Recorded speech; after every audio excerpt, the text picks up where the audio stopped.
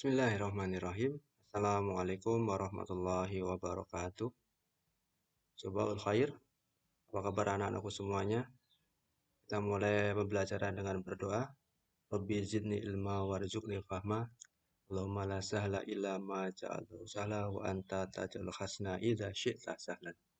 Oke, langsung saja kita akan belajar IPS pada kesempatan kali ini.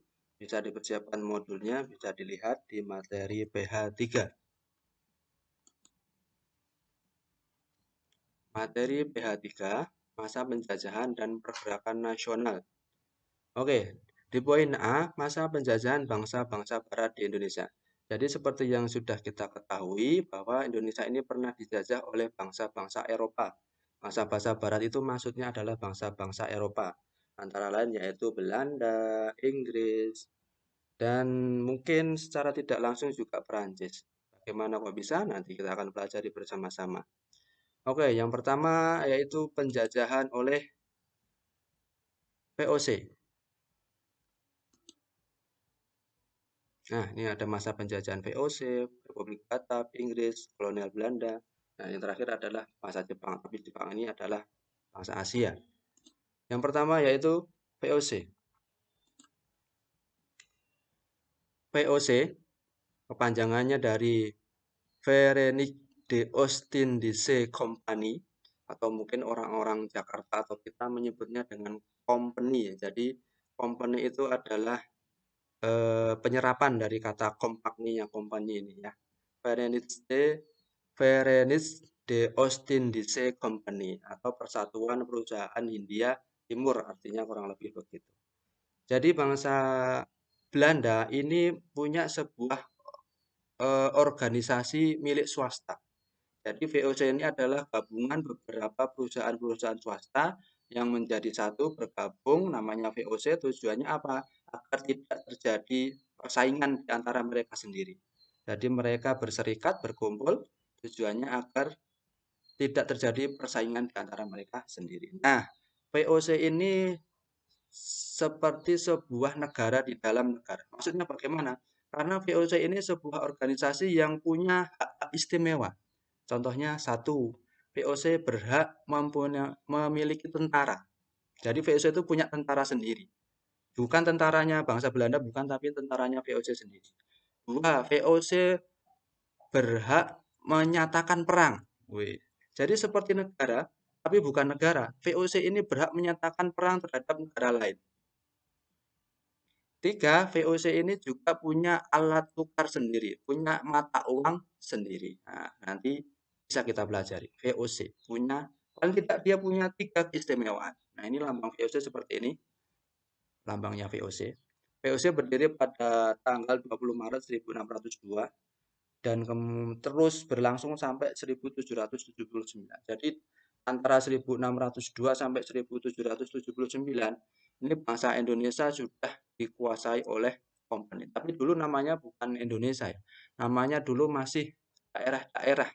Jadi belum bersatu seperti Indonesia sekarang, tapi terdiri dari daerah-daerah di Pulau Jawa, di Pulau Sumatera, di Kepulauan Maluku. Nah, itu masih terpecah-pecah. Namanya belum Indonesia. Ya. Nah, ini tapi VOC waktu itu dari tahun 1602 sampai 1779 itu sudah ada di sini, di wilayah Indonesia saat ini. Tapi kemudian ternyata dibubarkan tanggal 31 Desember 1779. Kok bisa dibubarkan? Nah, ini ada beberapa sebab, di antaranya korupsi yang sangat besar. Jadi pegawainya VOC itu ada yang korupsi, banyak yang korupsi petinggi-petingginya. Hutang yang sangat besar. Kenapa kok bisa berhutang? Karena ini peperangan. Jadi dia di daerah-daerah yang diduduki VOC ini terjadi peperangan, terjadi perlawanan. Maka untuk mengatasi hal itu VOC banyak berhutang.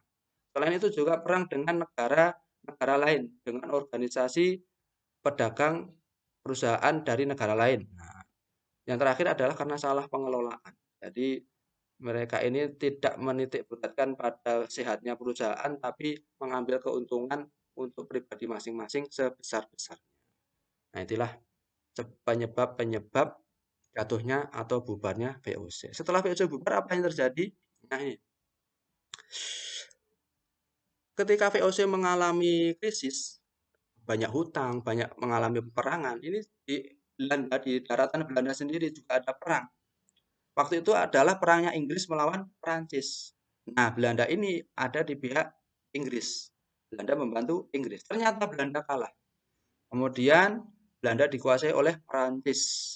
Nah, setelah dikuasai oleh Prancis, dirubahlah Belanda itu menjadi sebuah negara republik, namanya Republik Batav. Nah, ini lambang benderanya seperti ini, gambarnya bendera Republik Batav.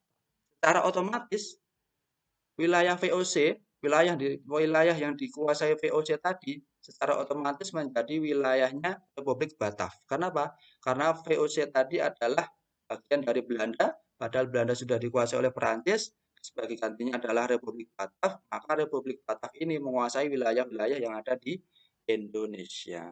Nah, di Indonesia sendiri, Inggris berusaha masuk ke Indonesia, mulai menguasai bagian-bagian wilayah Indonesia. Nah, terjadilah perebutan kekuasaan antara Inggris dan Prancis di Indonesia. Nah, di antara pemimpin Republik Batak yang terkenal yaitu Jenderal D.N. Bliss. Kalau di modul ditulis Gubernur Jenderal D.N. Bliss. Ini yang menginisiasi jalur Pantura. Jadi dia berusaha membangun jalan dari ujung Jawa sebelah timur sampai ujung Jawa sebelah barat. Dibuatlah jalur Pantura. Itu yang menginisiasi adalah dia. Endless berkuasa dari 1808 sampai 1811. Nah, apa yang terjadi? Endless ini kemudian digantikan oleh Jensen. Nah, ketika masanya Jenderal Jensen ini terjadi kapitulasi Tuntang. Kenapa kok terjadi kapitulasi Tuntang? Seperti yang Ustaz jelaskan tadi, Inggris mulai berusaha masuk ke Indonesia. Terjadilah peperangan. Ternyata Belanda terdesak kalah. Nah, Belanda dipaksa menyetujui kapitulasi Tuntang. Yang isinya apa? Penyerahan dari pihak Belanda ke pihak Inggris. Jadi Indonesia itu diserahkan ke pihak Inggris yang diserahkan oleh Jenderal Jensen. Kemudian oleh Inggris diutuslah Thomas Stamford Raffles untuk memimpin di Indonesia. Raffles ini adalah yang menemukan bunga bangkai, bunga Rafflesia arnoldi, sesuai namanya dia. Nah, Raffles memimpin di Indonesia. Cuma sebentar antara 1811 sampai 1816. Kemudian apa? Kemudian ternyata di daratan Belanda sana terus terjadi perang. Ternyata Inggris itu terdesak. Terpaksa menandatangani Konvensi London. Nah, di Konvensi London itu dinyatakan bahwa Inggris harus mengembalikan Indonesia kepada Belanda. Sebagai konsekuensinya Belanda memberikan wilayah yang lain untuk ganti dari Indonesia, yaitu mungkin kalau tidak salah Kepulauan Maluku diserahkan kepada Inggris. Tapi wilayah Jawa, Sumatera, dan yang lainnya itu dikembalikan ke Belanda. Maka kembalilah Belanda menguasai Indonesia yang disebut dengan masa kolonial Belanda, yaitu di antara kurang lebih tahun 1800 sampai 1940. 1940 ini masanya Perang Dunia Kedua. Jadi nanti berakhir ketika Jepang menduduki Indonesia.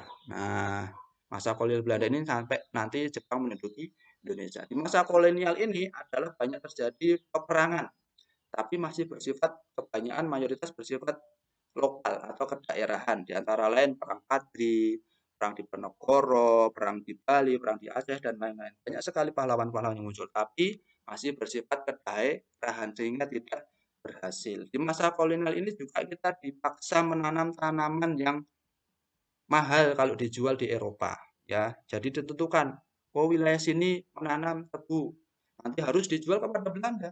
Wilayah sini menanam kopi, harus dijual kepada Belanda, tidak boleh dijual kepada yang lain, dan harganya pun sangat murah sekali. Nah, sampai di sini dulu materinya yang bisa Ustaz sampaikan. Nanti dipelajari, dibuka lagi di modul. Jadi kesimpulannya, kurang lebih ada dua, ya, secara tidak langsung tiga. Ada 3 negara yang pernah menjajah Indonesia. Yang pertama yaitu Belanda, yang kedua yaitu Republik Batav. Republik Batav ini karena dikuasai oleh Prancis tadi. Yang ketiga yaitu Inggris. Ya, jadi secara umum ada 3 negara Eropa itu yang pernah menguasai atau menjajah Indonesia. Nah, sekian yang bisa Ustaz sampaikan. Nanti bisa dipelajari kembali.